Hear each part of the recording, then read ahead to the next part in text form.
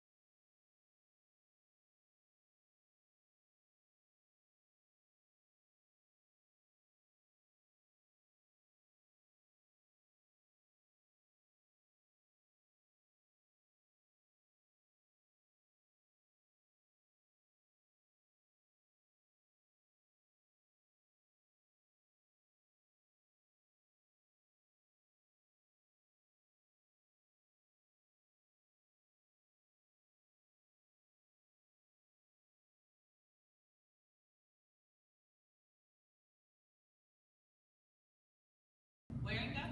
Here. Coles? Here. Nichols? Here. Eastman here. Slaughter? Here. And the Pledge of Allegiance. Pledge allegiance to the flag of the United States of America and to the republic for which it stands, one nation, under God, indivisible, with liberty and justice for all.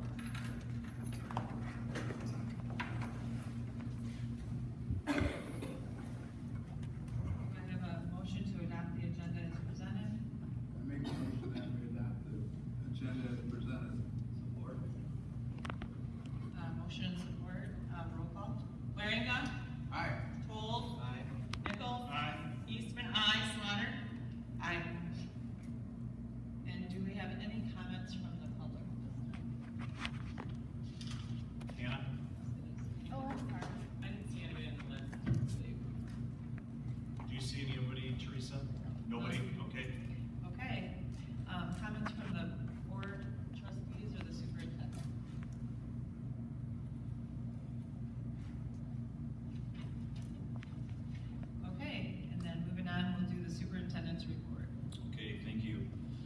just wanted to notify the board, there were a total of 133 scheduled events in the Hastings Performing Arts Center, or the HPAC, for the 2021-2022 school year.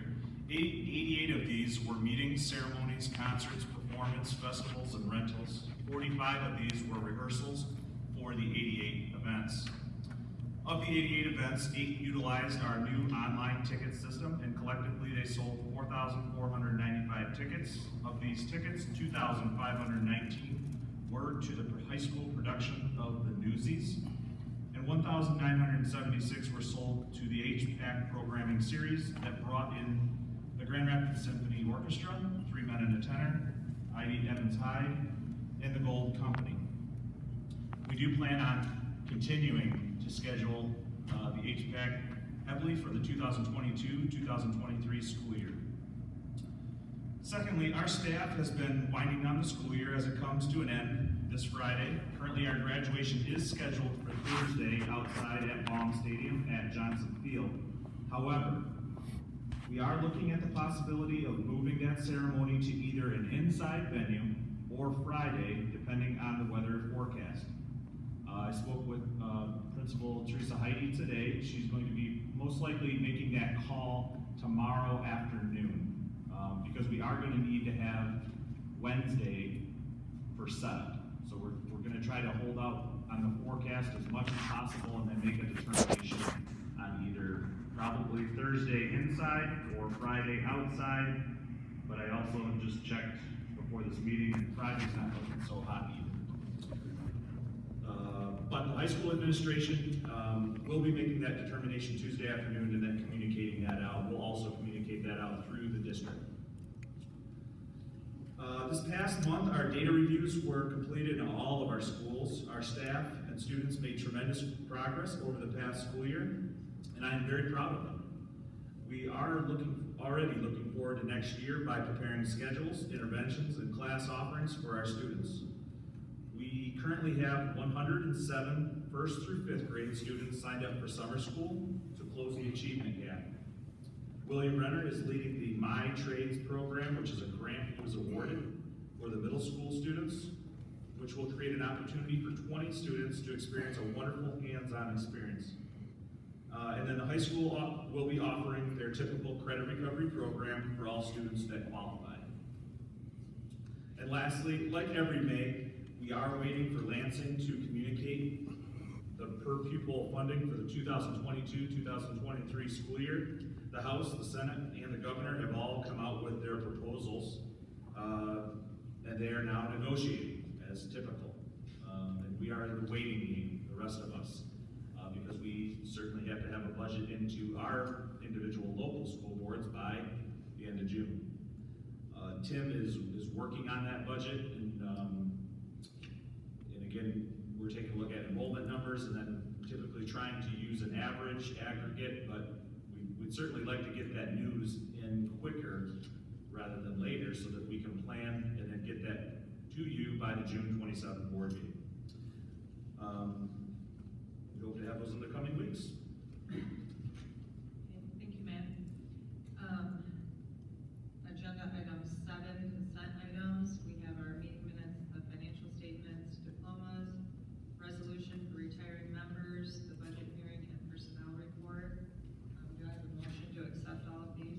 I move to accept the consent items. Second. Roll call. Waringa. Aye.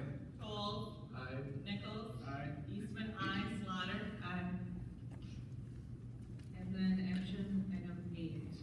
The first one is the Berry Intermediate School District General Fund Budget Resolution. Yeah, so every May we invite Rich Franklin, who's here in the audience, and you have had the general fund budget resolution in your packet on Friday that was sent to you. This is something that all ISDs have to do for their locals, so all local districts have to actually approve their ISD general fund budget resolution, and I just wanted to have Rich be able to present, and then if you guys had any questions for Rich, we can go ahead and get those answered.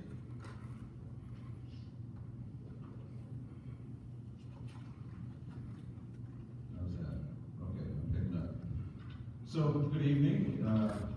Lots of exciting stuff going on in Hastings. It was very inspiring to hear the stories of these great educators who are moving on to the next steps in their career, retirement, and all that. As always, it's a great day to be a Saxon. Usually when I come, I like to say, you know, when I get to visit board meetings here, I get to be here as a parent, as a taxpayer, as a voter, as all those things, as well as your ISD superintendent. This year, I get to say I'm also your president of your Friends of the HPAC group. So we are very excited about all the programming that Matt shared. It's been a very big year. But tonight, I'm really just supposed to be here to talk to you about the general fund budget for the ISD, which is of far less interest to boards of education usually than the special education fund, and that's why we share that with you too. I think most ISDs do that at this time of year. So I know you've had the packets. I will go super quickly through this, and if you have questions, please feel free to ask me. I don't have Amber at my side, our Director of Business Services, so I'll do my best. If there's anything I can't answer, I'll work with Amber and through Tim to make sure you get an answer to your question. But I apologize for those of you in the audience. Of course, you don't have a copy of this, but we've got about a 7 or 8 page summary of our general fund revenues and expenses as we can project them now. And of course, as you heard Mr. Gold say, there's a lot we don't know yet about next year's state budget, but based on some fairly conservative assumptions, we project our revenues for the ISD for next year in the general fund to be $1,362,699. That's just a little bit down from what we think they'll come in this year when it's all said and done. And those general fund expenses at the same number, $1,362,699. That is a balanced budget, and that's something we're very excited to project. Our general fund is not very big, and it doesn't have very many revenue sources. It is where some of the big grants from the state and the federal government do come through. So things like mental health services that we're able to provide funding to the local districts, and literacy coaches and things like that. But for the most part, it's just kind of operating expenses. So what we would project in terms of fund balance percentage in general fund, we're at about 14% for next year. That's pretty good. That's about where we'd like to be. 15 is a figure that a lot of school districts use as kind of an ideal. You don't want to be too fat, you don't want to be too skinny. Either one can bite you if things go one way or the other. And of course, you have policies and philosophies on that too. Any questions on that before we hit the special?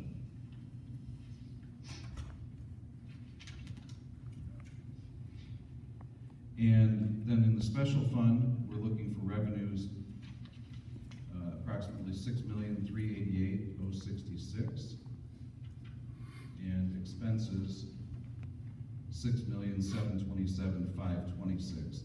So obviously that's a little bit of a deficit budget in terms of looking to spend a little bit of fund balance. That's not bad when you look at a fund balance that we think will finish this year at about a 29% fund equity, and looking to spend that down by about 5 percentage points next year. That's probably appropriate. Our board is very conservative in their budgeting, as I think you guys are too, and so they don't like to see deficit budgets, but they're okay with one-time spending. What we don't want to see is chewing fund equity up for ongoing expenses, and so that's something we try to be very careful about. The biggest thing to be excited about in that special ed budget, special fund budget for us for next year, is that we're looking to open a new classroom. So 2 years ago, we opened a behavior support classroom for the secondary level students. That's been very successful so far, and we've been able to take some of the behaviorally neediest students from Delton and Hastings and help them work on getting back into a general ed environment. And we have 2 that are beginning to transition back already. Next year, the excitement is next year we get to open an elementary level classroom for that. And so our board has approved that, and that's baked into this budget. We've even got the teacher. I'm not going to tell you her name because you might fire her away. But, so we need to pick up a couple of paraprofessionals yet, but we're going to be housing that at the West Learning Center. It would have been more ideal, I guess, if we could have housed it at one of the elementary buildings, either in Dalton or Hastings, but because of the year coming up being what it is, there just isn't space. So we're going to look at housing that at the Learning Center and trying to build up a little bit in terms of playground facilities and things like that to make that more hospitable for younger students who are very able to get around, as well as maybe some equipment then that works versatily for students with challenges. So it's exciting. I don't know, you may have questions about that too, about the special. Ask now? Yeah, go ahead. So I'm just curious, you mentioned we have a high school room now, we're moving to an elementary room. How many students are we servicing in the high school room, and how many students are you anticipating servicing or can service in the elementary? So they're fairly small classrooms and trying to keep a really strong staff ratio because of the behavioral needs, but with one teacher and 2 paraprofessionals, that secondary level room is 8 students. I don't know the blend, how many are from Hastings and Delton, but it's based on need. And then we're looking for the same with the secondary. So with the elementary, I'm sorry. With the secondary one, we started the beginning of the year and just started putting kids in. With this one, we're a little bit ahead. So I think there might be some strong candidates already that we've heard about and are expecting to get applications for.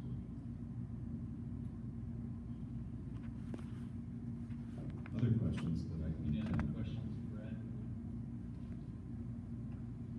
If I could, one other thing that I wanted to share with you, some of you have seen this, I think probably you've all seen it somewhere back in the fall, but I just want to be sure. You all remember, of course, the big meeting we had in Walden last September. We had a joint meeting of our school boards from the ISD, and Kellogg, and Hastings various schools. And one of the things that came out of that was a request for a cost-benefit analysis for the ISD, for membership in the ISD. And it's really fun to lay this out in a way that we've never laid it out before, to break down all the dollars that go to all the services and all the everything we provide to our constituent districts. So, fun fact of the evening, last year for which these figures are available, which would be the previous school year, Hastings taxpayers paid to Berry Intermediate School District $1,447,787. The benefit we were able to provide to Hastings area schools was $4,049,054. That's a net benefit of $2.6 million. And that's something that we're very proud to say here, and to be able to document, here's what we can show we provide in terms of our service professionals, students who are resident in Hastings who come to our programs, all of those things. So we know that we're not big, we know that we aren't flashy, but we think we provide a really good service and a really good level of service. And we've really enjoyed the conversations over the last year that have brought us to where we are today and continuing to work together on moving forward. Thank you. Thank you, Rich. Therefore, it is recommended that the Board of Education approve the Berry Intermediate School District General Fund Budget Resolution as presented. Support. Waringa? Aye. Folds? Aye. Nichols? Aye. Eastman, aye. Slaughter? Aye. And then item 8B, the Hastings Education Association Master Agreement. Thank you, Val. The Negotiations Committee of the Board of Education and the Hastings Education Association, or the HEA, have come to an agreement regarding the HEA contract for the next 3 years, 2022 through 2025. The contract has been ratified by the HEA staff. Please see the attached proposal. We also went through Finance Committee on this as well. Therefore, it is recommended that the Board of Education approve the master agreement between the Hastings Area School System and the Hastings Education Association for the years 2022 through 2025, excuse me. I make a motion that we accept the master agreement between the Hastings Education Association and the school. Support. Roll call. Waringa? Aye. Folds? Aye. Nichols? Aye. Eastman, aye. Slaughter? Aye. And item 8C, the Hastings Area Bus Drivers Association Master Negotiations Committee of the Board of Education and the Hastings Area Bus Drivers Association have also come to an agreement regarding the bus driver's contract for the years 2022 through 2025. The contract has been ratified by the bus drivers. Please see the attached proposal that is in your packet.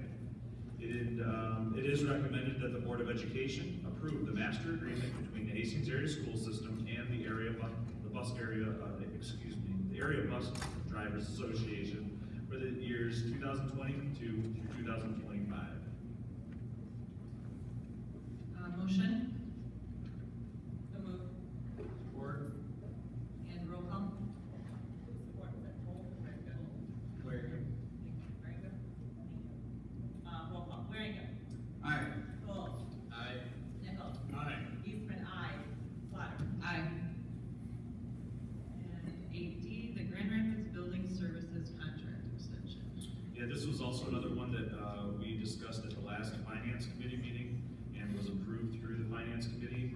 The Grand Rapids Building Service, or GRBS, has proposed a 2-year extension to its current contract through 2022-2024.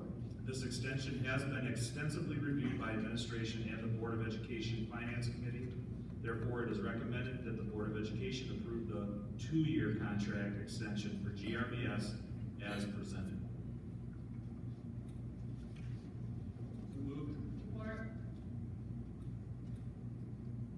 Roll call. Waringa. Aye. Cole. Aye. Nichols. Aye. Eastman, aye. Slaughter. Aye.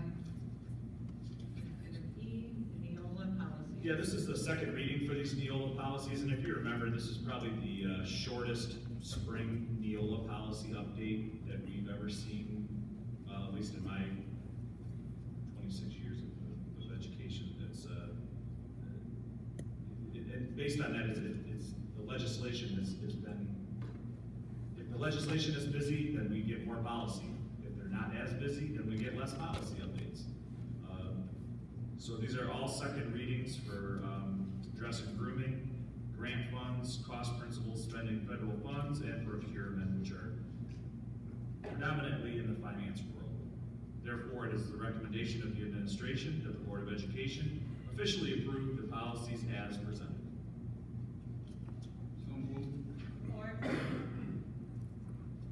Any discussion? Roll call? Waringa. Aye. Cole. Aye. Nichols. Aye. Eastman, aye. Slaughter. Aye. And then the last item we have is a donation from Keith. Yeah. As always, our Hastings Education Enrichment Foundation is a very generous group, and the Board of Directors has taken action to donate funds to help defray the cost of several programs and activities for students in the Hastings area school system, as indicated below. I'll just, in summary, I'll just go over several of these, but many of these items are transportation. Last year we did have to postpone or cancel some of our field trips. We really wanted to make sure that we were back on the field trip experience, giving that field trip experience for our kids, and I think we did a fantastic job. I think we did much better than even some of the other districts in the surrounding area. So we really wanted to make sure that our kids got out and continue to do those field trips that are very important experience and another just learning outside of the classroom. So a lot of these Keith donations were to help defray the cost for transportation. We also had a request for some yoga mats over at Northeastern, a novel study again over at Northeastern, and then also literacy materials with Lori Kidder over there at Southeastern. Therefore, it is recommended that the Board of Education accept with appreciation funds totaling $5,506 from the Hastings Education Enrichment Foundation to be used to help defray the cost of several programs and activities for students. I move that we accept the donation with much appreciation. Support. Motion and support, roll call? Waringa. I just had some on the discussion. I know, $5,506 $5,506 may not seem like a very large amount of money in regards to our total overall budget, but as you can see in the packet, the amount of things that this helps on the defray the cost of these field trips, it is a big deal. And I know a lot of people that donate to the Heath Foundation in smaller amounts of money that make a tremendous impact with all of our kids. It's such a big deal.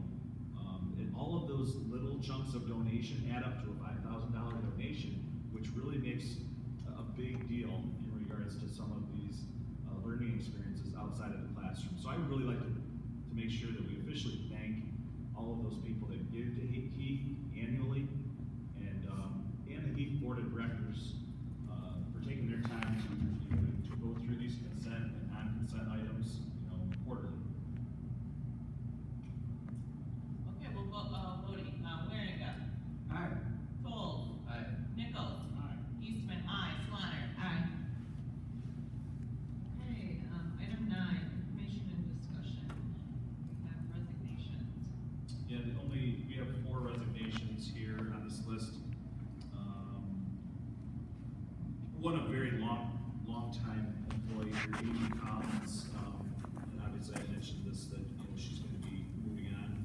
We're gonna miss Amy quite a lot, and, it's gonna be hard to replace all of the historical knowledge that Amy Collins brings to the job. And, I wish her the best of luck in the future. And then also, Rachel Eckenbecker, Samantha Lewis, and then Donovan Scott is on a leave of absence. And now we have our second comment from the public section, if anyone. Okay, Teresa?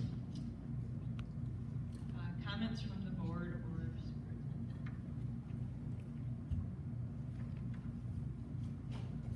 I'm thankful that we made it through the school year in the sense of now I feel a little bit back of getting what we would know as normal, field trips and graduation and all the celebration. The decision day at the high school was amazing. It looked like it was very well attended and a lot of work put into all of that, so that's very much appreciated. So, just thankful for another school year and look forward to what the next year holds. I'd like to comment that if you have free time tomorrow evening, go down to the plaza. What used to be the Hastings Hayfield concert has been moved to the plaza, weather permitting, and there'll be some silent auction items down there again.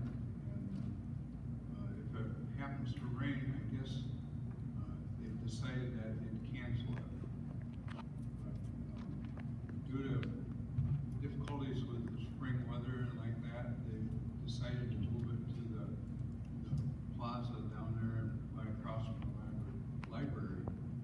And I heard that there could be up to 200 people playing instruments on that stage.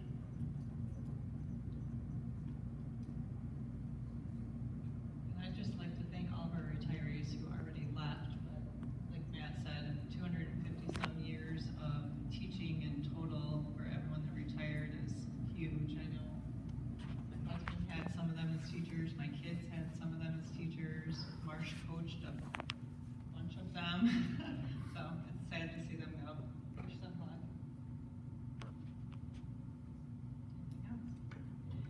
Okay, so announcements. The future meeting of the Board of Education. There is a public hearing on the proposed 22-23 budget that will be held at 6:45 p.m. on Monday, June 27th in the Commons area of Hastings Middle School, 232 West Grand Street.